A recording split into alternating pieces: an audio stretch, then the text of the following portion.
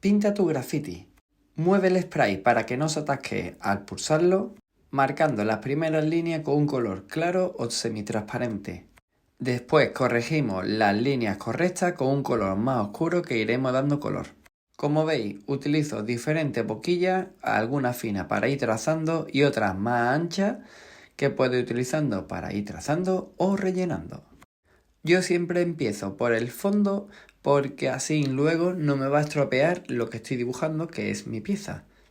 Al igual que oscuro a claro. Para degradar utilizo una boquilla transversal que también la puedo utilizar para hacer unos recortes y posteriormente con una línea más fina la voy limpiando. Con la boquilla universal también puedo ir haciendo trazos súper limpios.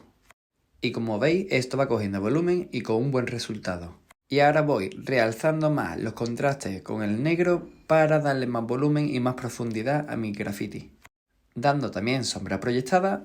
Y aquí, por ejemplo, tengo una columna que me entorpece, así que voy a unirla con el dibujo. Esta parte sería la misma que esta. Y desde un ángulo se vería perfectamente, pero si me muevo, ¿veis cómo se mueve el dibujo? Y ya tengo mi graffiti terminado, mi graffiti 3D. Desde un ángulo se ve perfectamente.